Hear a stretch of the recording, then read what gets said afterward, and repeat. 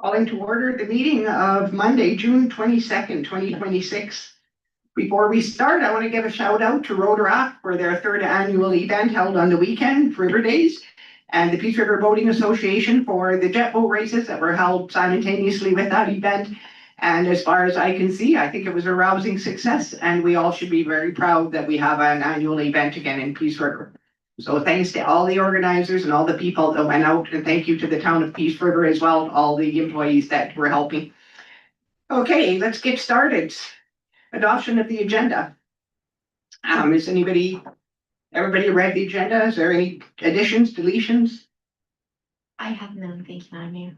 Okay, can we get a motion on the floor for that? Councillor Forsyth. Move that council adopt the agenda of the June 22nd, 2026 regular council meeting as presented. All those in favor? And that is carried. Moving on to number 3, the adoption of the minutes. Have we all read the minutes? Are there any changes, alterations? If none, would someone like to put forth the Councillor Deuce? I would move that council adopt the minutes of the June 8th, 2026 regular council meeting as presented. And all in favor of that motion? And that is carried. Moving on to public hearings, there are none. Number 5, delegation presentations, also none. Going to number 6, comments from the public. I don't think we have any. And number 7, the bylaw readings, we have none.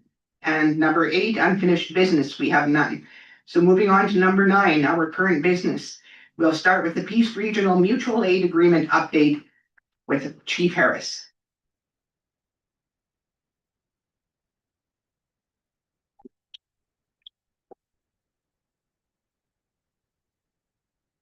Thank you, Your Worship and Council. So just before you is just some slight changes to an existing regional mutual aid agreement.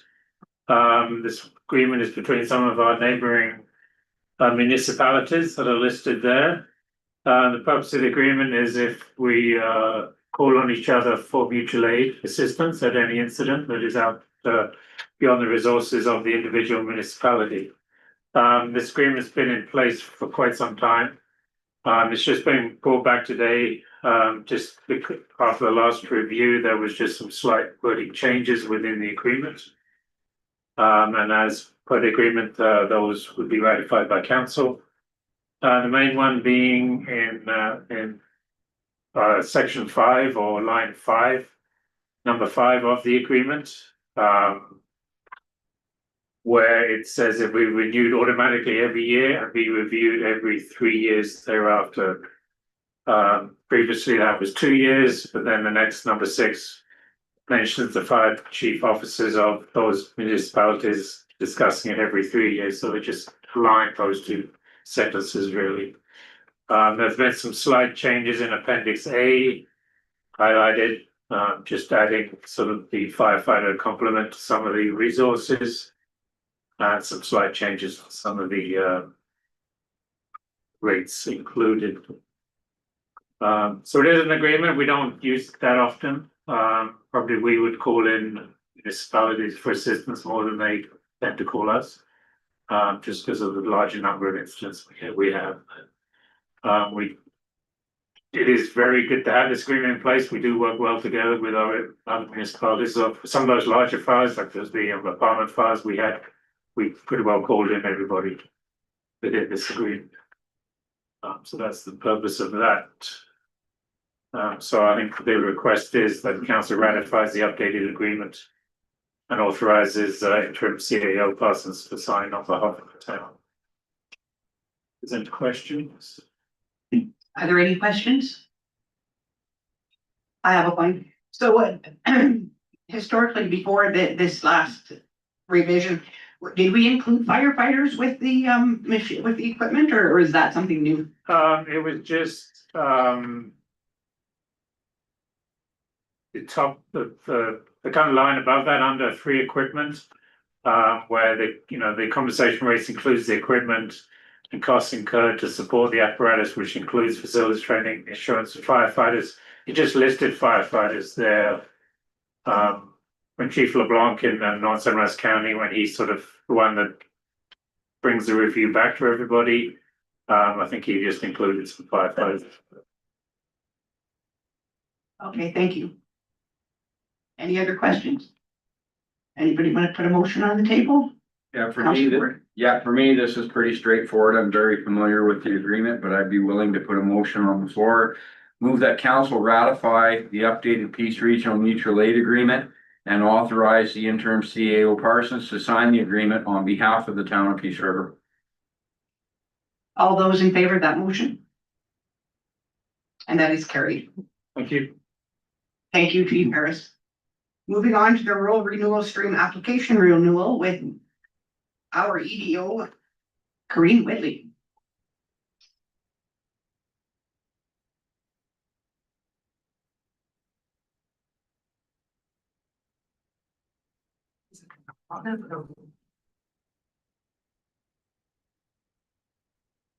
Good afternoon, Mayor and Council.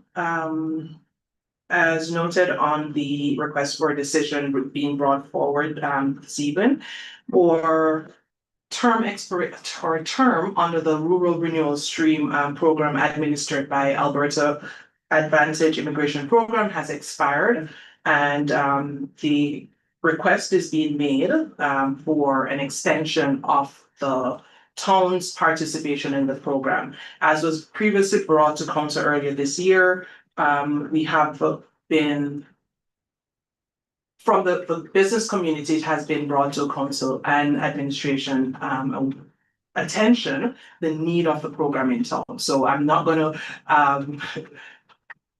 what's the word, like beat the horse of how important it is for us to continue to stay in the program, but I will point out the numbers, just a little bit of background, just so we are all on the same page. The program was paused based on the allocation provided to the town this year of 24 spots. As of June 8th, 23 of those spots have been allocated. So effective immediately, we're pausing the program for all requests for the remainder of the year. As it stands, we have over 100 applications or 100 letters that are current and in the program for selection. So writing additional letters as of June 22nd would be futile because we have one spot that is going to be in their next draw that's going to be selected from. So the request is that we will renew effective immediately for another 2 years. So instead of a 3-year extension, the program actually does it on 3 years for the first iteration, 2 years for the second. So the request is being made for us to renew our participation in the program for 2026 to 2028. However, for the remainder of 2026, we will not be able to write any additional letters based on the fact that we have exhausted basically all of our spots in the program. Any questions? Oh, go ahead, Deputy Mayor Carr. Who allocates how many spots we get? Is that the province? That is the province, yes. Okay, if we have. This is maybe a question we can't answer. If there's 100 people applying, and I understand there were more than that did not get their letters in on time. Why would they set the number so low? If there are the jobs and the people to fill it, why would they set it so low? Are they subsidizing it, or what? Why did they set it so low? And you're definitely correct. That's a question that I can't answer, and I don't believe the program would be able to answer. I think in my last meeting or my last presentation under the labor market partnership that we're working on right now, I did throw out some figures that the federal government has reduced the numbers of immigration personnel into the country significantly. So this is not even coming from a provincial standpoint, it's coming from federal, cutting the numbers so drastically that in response to that cut, the province has to then adjust their numbers in response to that federal. Okay, but the 24 was in place before. Yeah, the 24 was in place before they made the cuts, was it not? It was pretty much in line with that decision because the decision was made and then the province had to then respond based on that federal decision. Okay, thank you. But of course, we're still recommending that we continue in the Yeah. program. Future years. Any other questions? Would one like to put a motion on the table? Go ahead, Councillor Deuce. I would move that council approves the town's application to renew its designation under the Rural Renewal Stream Program. All in favor of that motion? And that is carried. And now moving on to number 3, we have the 2027 budget planning update already Alrighty. with Director Guillaume. We just finished one. Good afternoon, Madam Mayor and Council, and you are quite correct, we just finished the budget process. But we're looking ahead, as you are all aware, we are required under the MGA to pass operating and capital budgets. We do have a budget process policy, but we are hoping to deviate from it. Under the policy, we would be passing final budgets January, February-ish. And we are hoping to tighten those timelines up a little bit. So what we have planned is in August, we are going to have a 2-day workshop with all of you where we go through the 2026, our current budget line by line. There's a lot of carryover from one year to the next. We budget for audit fees one year, we're going to budget for audit fees the next year. They might be slightly different, but we still have to have those base operating things every single year. So in that workshop, we're going to take a look at what we currently have and hopefully have an open dialogue and discussion about where your priorities are for 2027 before we get too deep into the budgeting process. In September, October, we're going to be working on the budgets within departments and at the director level. We're going to be updating the water and wastewater rate models. So that we can have a discussion regarding that for the utility budget. And as we go through the process, if there's anything that we need to touch base with you guys on, we will do so. Planning for draft budgets to be presented in November, where there'll be opportunity for feedback and discussion. With the goal of having final budgets passed in December. So given our current staffing levels, this may be a little ambitious, but this is what the plan is, and just wanted to let you guys know that this is what we're thinking. Any questions? Any questions? Well, that was easy. Everyone loves budget talk, obviously. Okay, we have a motion. Councillor Erickson. I move that council accept the 2027 budget planning update for information. All those in favor of the motion? And that is carried. Moving on to the revoked copter exemption. Previously, we had briefed you guys on the revocation of a copter exemption for a local club. And the reason being that for more than 40% of the time, the club is majority of the people participating in activities are over the age of 18. It doesn't have a child membership and it's accessible 24 hours a day via a Bob system. And it was determined that they do not meet the copter regulations. We did send notification to the club notifying them that their exemption had been revoked. However, in early June, we received a request from council for this item to be returned to council, and we are basically awaiting direction from you as to which actions you are requesting that we take regarding this copter revocation. Okay, Deputy Mayor Carr. They actually contacted me, the owner of the building actually contacted me, and my concern was not that we revoked their membership, because obviously there are qualifications. My concern was that there was not enough time given them for them to restructure their plan, whether they need to raise fees or whatever, compensate for that. And I thought in the original discussion, we had talked about a 1 or 2 year notice period before we actually revoked it? I believe that 1 or 2 year discussion pertained to a different organization that we were looking at whether or not they qualified. This particular club, never qualified. The other club, we were not. We were going to do further investigation of. They've never qualified, but yet they've been receiving it for the last 10 years? They should not have. No, I'm been not using- saying whether they should or shouldn't, but they have been.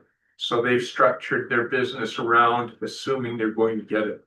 So I would just request that we give them a year's notice before we revoke it, so that they can restructure. Because if we don't give companies that time to restructure, there's a good chance that we're gonna lose those companies, is my thinking.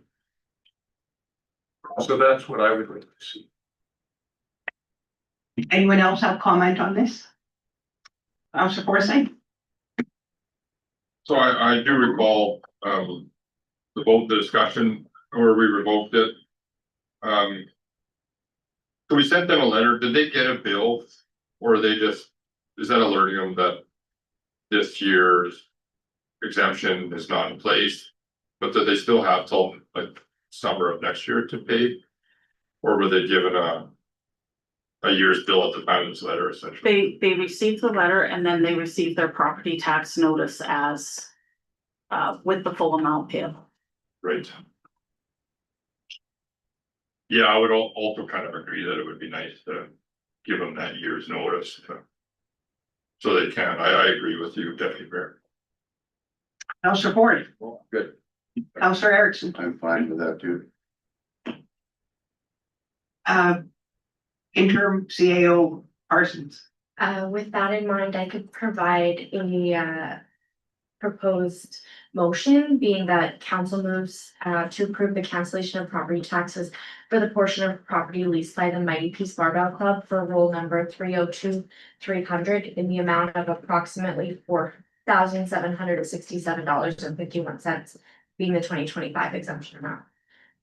So that might not be the exact amount, For, the exemption amount might be different this year, but it gives an approximate value. should we state in that for this year only, like, so if they are aware that next year they are not eligible? Sure, cancellation of property, 2026 property taxes. Councillor Ford? So my only question is they were not eligible in the past number of years? They shouldn't have been. Recently, the copter regulations were better defined than what they have been in the past. So things like fees were much more clearly defined than what they were in previous copies of the regulation.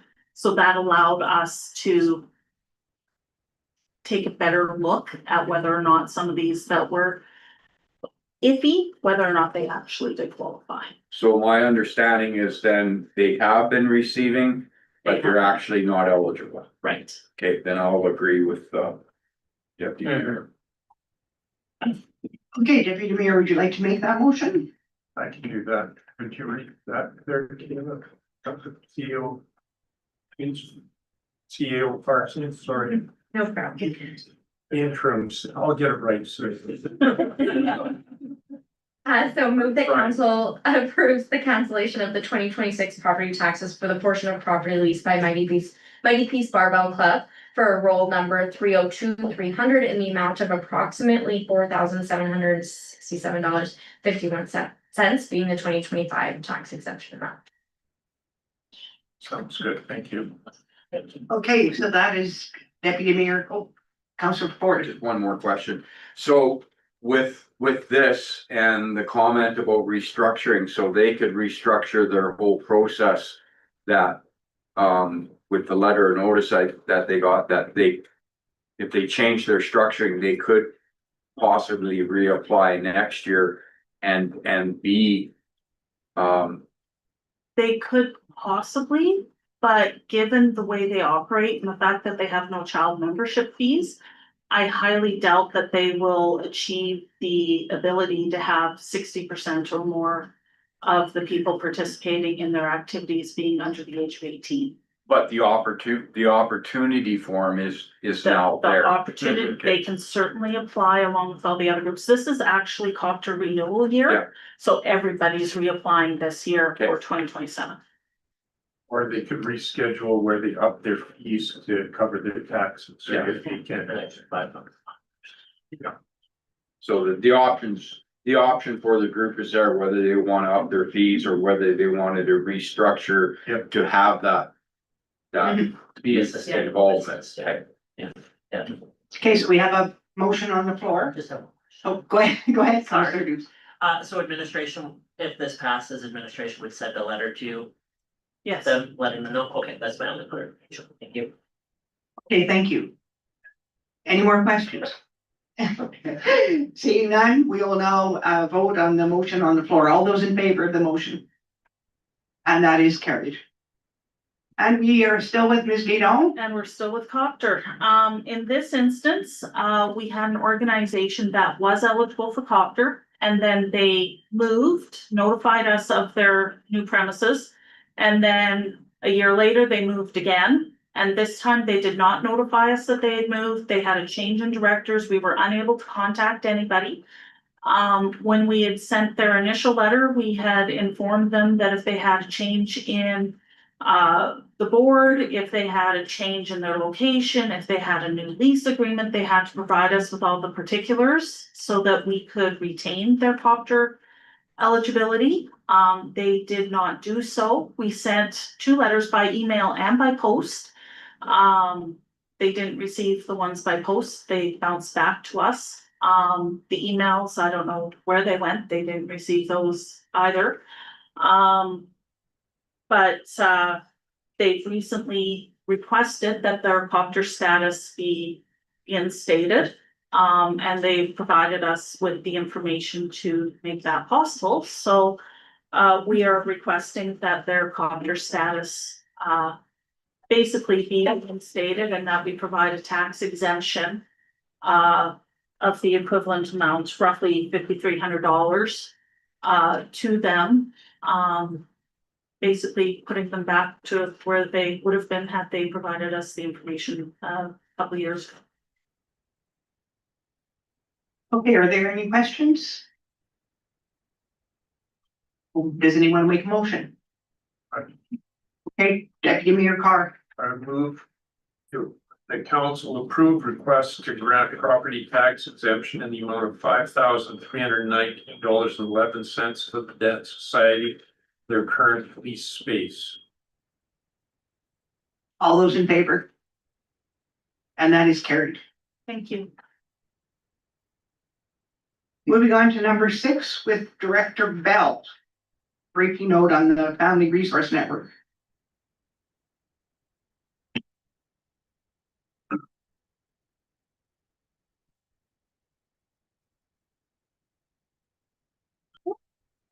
Thank you, Madam Mayor. I am pleased to bring forward some information. Not sure if it's this microphone that's making the noise. Feel like it is. I'll sit back a little bit from it.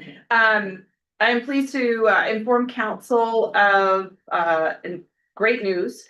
The Family Resource Network has, Town of Peace River has been successful in our renewal application to the province. This is significant because we, 1, employ over 6 individuals to this program. And 2, this is a $589,000 grant that we receive annually from the province. So over $1 million agreement with the province for the next 2 years.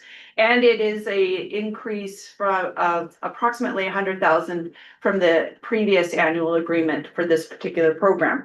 So we were successful in obtaining an additional service for the community, which was missing in the previous grant application. We were not successful the first time.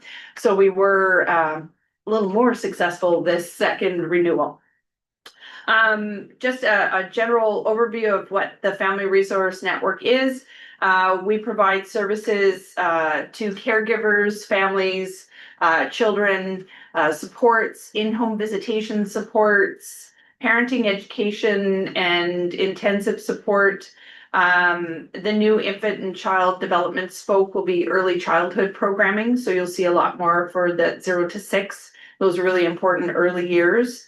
And the Family Resource Network, the geographical area that we serve is quite substantive. We encompass everything in between the county of Fairview, Birch Hills, County of Northern Lights, and Northern Sunrise County. So quite a large geographical area. The staff are in all of the communities in between Worsley, Manning, Fairview, Hines Creek, Nampa. I'm sure I've missed a lot. They're everywhere. So for your information. Any questions? Any questions? Do we apply for that? Like, did you apply for it for the higher number or? Yes. Did they just adjust their number? No, so the first process, it's a formal RFP process, request for proposals. The very first was an open bid process. Once we received that grant, this was a renewal for existing operators. So it wasn't a full public process, but it was a full application process again. We probably spent almost 2 months solely on the application because it was extremely extensive. So we requested the new service that we were successful in the fleet. Yeah.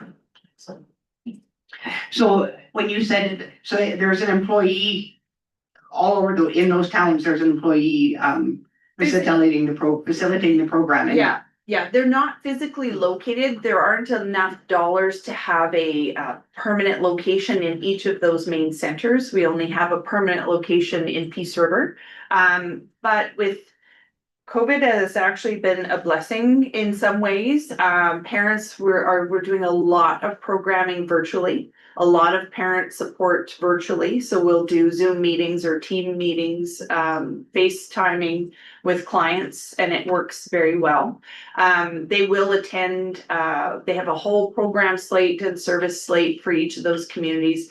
And we endeavor to be in those communities as much as we can with the 5 staff that would be traveling to there. So they don't physically have a permanent location, but they are attending events and providing programs and services in those communities.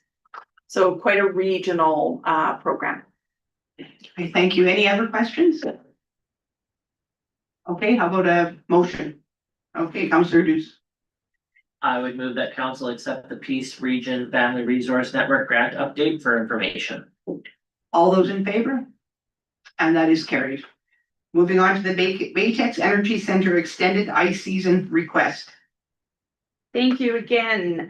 This is a follow-up for council on a bit of the request that we've received, and 2, administration's proposed process for how to address the request, which actually has sort of morphed into a slightly different request.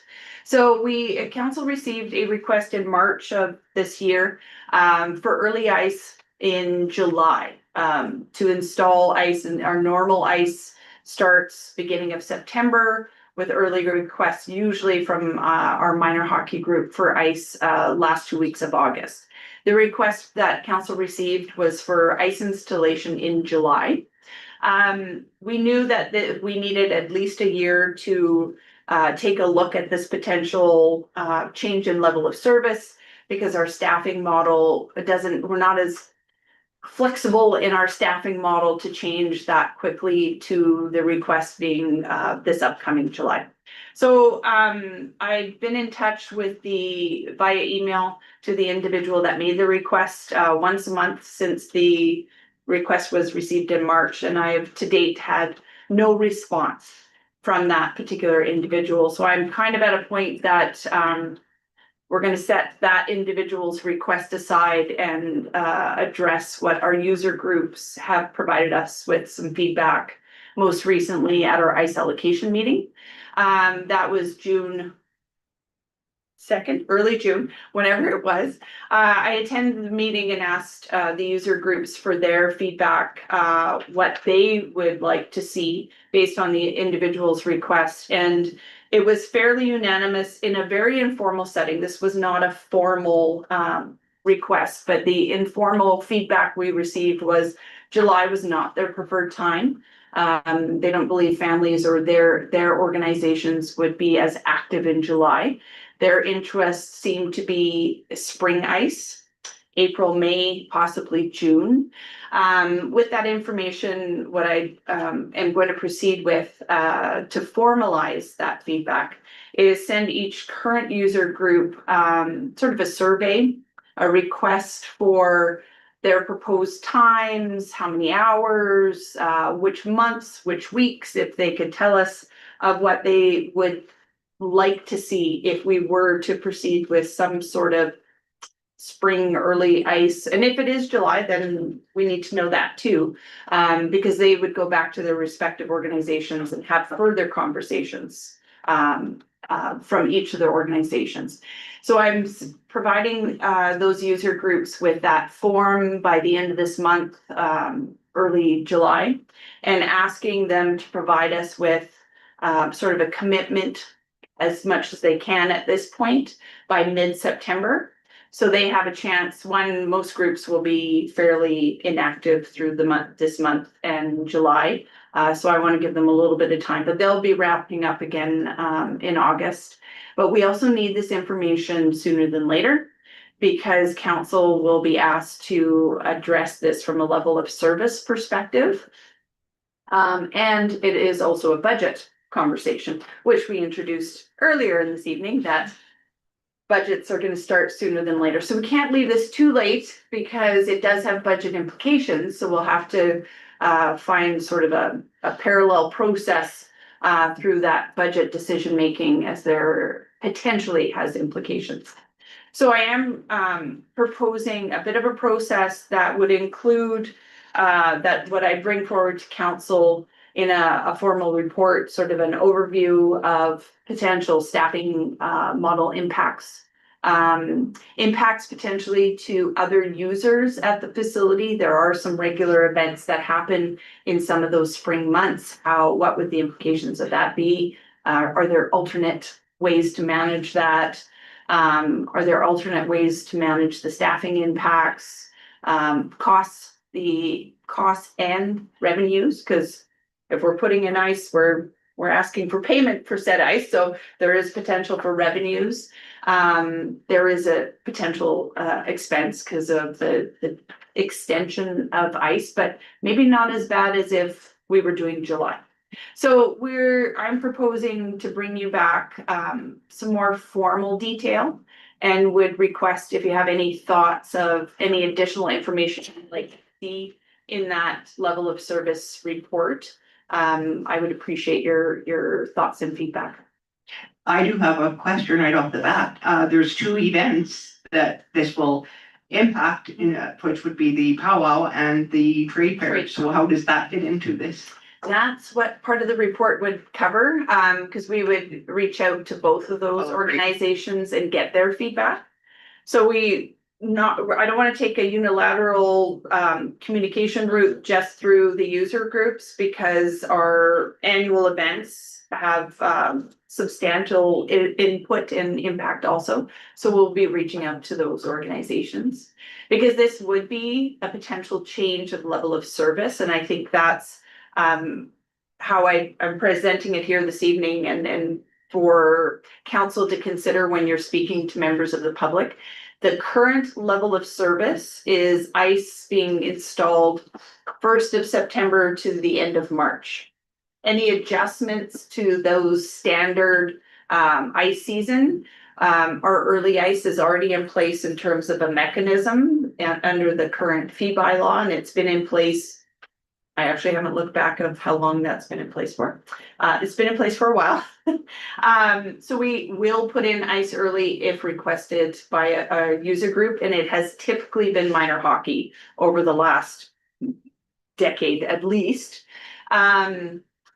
We haven't had any very formal requests for either earlier ice or later ice. We do allow for a later ice timeframe based on provincials. So Navigators, their season usually provincials that first, second week in April. So if they either make provincials or are hosting, they always let us know as part of that ice allocation and we'll leave the ice in longer for them. So that's part of our normal practice. So that's our current level of service. And where we run into some potential challenges, but not insurmountable, there's always options, is our staffing model related to that level of service. So our current model is we have 4 staff that maintain the ice for that ice season. Once the ice is pulled out, the majority of them move out into the parks. So they have the certifications and training for all the sports field maintenance. And that's the other user groups that we need to have a conversation with. Because they currently, we receive general feedback throughout the seasons that they'd like to see more from us for the ball diamonds and the sports fields. So we need to consider that if we are changing level of service of ice, how we're gonna be able to maintain our sports field and parks and ball diamond level of service, if not increase it, because that's the requests we are getting currently. So this will be quite an all-encompassing, hopefully an all-encompassing report. We don't miss anything. But if council has any other thoughts or ideas or groups or information that you would like us to bring forward for you, we're happy to do so. Deputy Mayor Carr? When you send out the requests for input from these different user groups for the extension of the ice, will you be including cost increases in that? Because that will probably definitely affect their decision making. Yeah, and unfortunately, I don't know that I can do that without knowing how long we'd be open. Oh, that's So, true. right, Yeah, that's true. if we're open for April, Or maybe even a note in there that there will be an increase. yeah, as part of the other component, and I'm not sure I actually hit on that now that it pops into my brain. The current fee bylaw allows for a 2-week, that August ice, the early ice, it's 2 weeks at 14 hours. Whatever it says, I can never get it straight in my brain. 14 hours a day for a minimum of 14 days. So Minor Hawk. Is it me? Brad's is on. Yeah, mine's on. Okay, the 14 hours a day, minimum. So currently minor hockey pays that flat out, they're responsible and they're allowed to sublease. So we let the organization sublease and they do, that happens quite often. They coordinate with the other users. So that fee model doesn't really work for April and May. And would we use the current fee rates?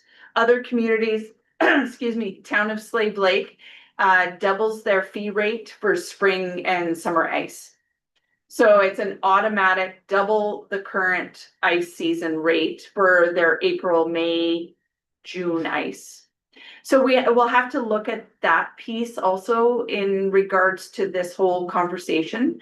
And that's a very fine point though of adding some questions that if the fee rates are doubled or if there's an increase to the fee rate, does that change your request or possibility of using spring ice? Yes, I will add that. That's a great piece. Councillor Forsyth? Yeah, I like that we're moving forward with at least looking into this. I know the individual that wrote the email that was interested in running these camps. He's actually reached out to me a couple times wondering where this stands, so I'm wondering if we shouldn't. I mean, I can also let him know to check the junk mail, but maybe we have an email mixed up, because he's actually been asking me several times, so I'm just surprised that there's been no response, but Yeah, something I could look into as well. please, because I've responded to specifically his email address with the email attached. So I'm just doing a reply all And it's very possible it is in his junk mail. Yeah. So any other contact information would be great, or just have him call me. Sure, That would be really great. Yeah. thank you. Okay, are there any? Counselor Deuce? Yeah, I'm happy that we're exploring options as well to use this more frequently. One question I did have, I know there's been conversations in the past about whether or not our ice plant could even handle maintaining the ice in Yeah. July in the hot summer months. So is that still a concern, or are we not sure about that? No, the concern would have been year-round use. Oh. So it's not set up for year-round because we don't have the number of compressors that we would need. So when you take your ice plant out of service to be able to do maintenance on it, you could have your compressor running, which holds the ice. We only have one compressor. Because it's not designed currently. You can add to it to be able to run year-round ice more effectively. And July is the month that, July and August, when things start really warming up. But we should be fine. If we were to start earlier in August, we're already starting the ice plant the first week of August, whether it's the second week of July or first week of August. Okay. Yeah. Or maintaining the ice April and May. The ice, it can handle it. Okay. It's year round because you need a shutdown period. And as soon as you shut down, you're losing your ice. So you have to be able to plan for that. Yeah. Thank you. Interim CAO Parsons. I would just provide a proposed motion for council that council direct administration to proceed with the proposed level of service review regarding ice installation at Baytex Energy Center. Okay, that sounds good. Counselor Forsyth? I'll make that motion. Okay, so Counselor Forsyth has a motion on the floor. All those in favor of the motion? And that is carried. Thank you. And one more time with Director Bell, we're gonna do the joint use planning agreement update. Chupa. Yes, thank you. Council, this actual report and the agreement had come to the council table a year ago. I believe it was a year ago. Yeah, it was over a year ago, with the previous council, and we received a motion at that time to ratify the agreement. Once we brought our motion back to the other parties, we had one other school board had passed a motion to ratify. And then we had one other school board that had some questions. So we came back to the table. One of their questions we dealt with, it couldn't be addressed. It was the request for a termination clause within the agreement, but the Municipal Government Act does not allow for a termination clause. You are required to have these agreements, so therefore no termination clauses is allowed. So we addressed that issue, but there was a couple of other areas where everyone identified some of the language got a little muddy. And we also felt that the voting structure, we made it way too complicated. So it was kind of great serendipity that one member party gave us the opportunity to revisit the agreement before we put pen to paper, as it were. The other component of that was we sort of split out the joint use and the joint planning committees. So the steering committee will be an overarching committee that will address a lot of the planning conversations. And then we decided to create and establish a technical committee, which will deal with the sports field complaints, the line painting, when the track meet is going to be booked, and a lot more of the administrative components that you don't need all of your respective board members and council members involved in those conversations. That can be more of your administrative level that can deal with those and address them on an annual basis. So we did take the opportunity to do a little bit of reworking of some of that decision-making structure. We also identified that the voting, it was going to be unanimous for 13 parties. That seemed very lofty. And everyone agreed that 2 votes per board organization, made most sense with the board, the elected member and the senior administrator having the formal votes, but each party was responsible for how those 2 voted. So it is coming back to your council's table of 1 to illustrate to you the changes that were made since that motion a year ago. And give council an opportunity to have any further input or comments that you might like to see, or if you're comfortable with the proposed changes in the document, to provide ratification of it this evening. I followed along and the changes were being made on this document and I'm fully in support of it. Anybody else give it a read and wanna chime in here? Or is there a motion someone would like to make? Councillor Deuce? Yeah, I read it and it seems like it's fairly straightforward. It seems like a pretty solid document, so I'd be prepared to make a motion and move that council accept the JUPA update for information, noting that council motion 2505173 still stands, authorizing administration to enter into the joint use planning agreement with the school division partners. And all in favor of that motion? And that is carried. Thank you. Thank you, Director Bell. Next up, we have interim CAO Parsons, number 9, with the Mita ASCII Data Center project. Thank you, Mayor Sherman. So this was an item that was brought to council on June 8th. We had received the notice from AUC, Alberta Utilities Commission, on June 2nd, notifying us that we have the opportunity to submit a statement of intent to participate regarding this data center power facility installation at that piece of property located in northern Sunrise County. And so Director Huff and myself looked into this process just a little bit more and looked into the project a little bit more and came to the determination that it was probably important that we did submit a statement of intent to participate. Basically, if we don't submit one, the AUC just generally assumes that we have no feedback on the project, that we're in full support, and we won't receive any further materials or updates with regard to the process. If we do submit this statement of intent to participate, we can receive project information, we can submit questions or concerns if we had any, and we just preserve our ability to participate. So by submitting a statement of intent, it doesn't require us to actively participate, but it keeps that door open. My understanding is AUC could review our statement of intent and say, you actually don't have any standing here and no, we won't be participating. So that is a possibility, but administration is proposing and has attached a draft letter as the statement of intent to participate that just includes fairly minimal participation. So just basically keeping the door open, allowing us to receive updates and maintaining that ability to participate if should we feel that need arose.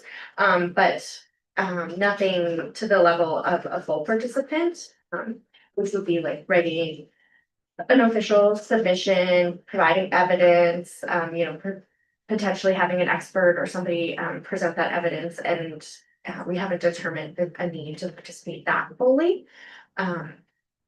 So just not that there is under the AUC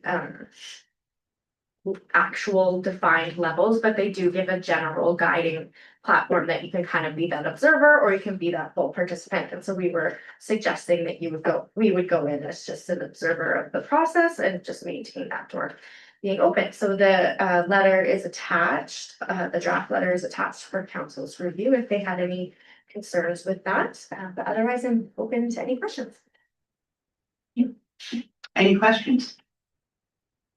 I think we need to have our finger on this for sure. We need to have some ability to observe for sure. Okay, so if everyone is in favor of the letter, if someone wants to put a motion on the floor, Councillor Erickson. I move that council directs administration submit the statement of intent to participate as presented to the Alberta Utilities Commission regarding the, can't pronounce that, data center project in northern Sunrise County. Okay, there's a motion on the floor. All those in favor of the motion? And that is carried. Thank you. Moving on to number 10, we have reports, event attendance report from Councillor Erickson. And number 2, we have the North Peace Housing Foundation Board meeting synopsis. Deputy Mayor Carr, do you have anything to add to that? Not really anything to add other than, the elevators, the hot topic with Heritage Towers, and apparently they had the crew there working on it again today, and hopefully it's operational soon. It's original to the building, and that's causing a lot of problems. So. Okay, thank you for that update. Moving on to number 11, information. We have our council communication package from June 5th and June 12th. Are there any questions or comments arising from that? Excuse me. Councillor Erickson? Excuse me, on number 10, do you not have to have the motion to accept the reports first? Of course we do. Okay, if we had someone to accept the reports, I assume you can do that, Councillor Erickson? I move that the council accept reports 10.1 and 10.2 for information. All those in favor? And that is carried. Now we'll move on to information.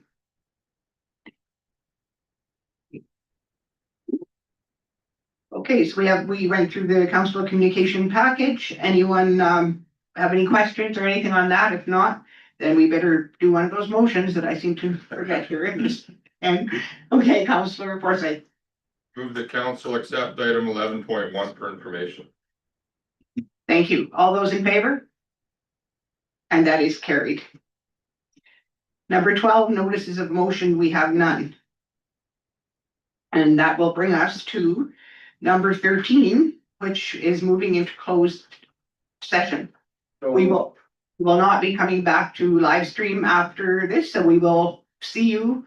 I think we don't have another meeting until July 13th, so we will see you on July 13th. We have a motion to go into close from Mr. Ford. All those in favor? Thank you, and we are now in close.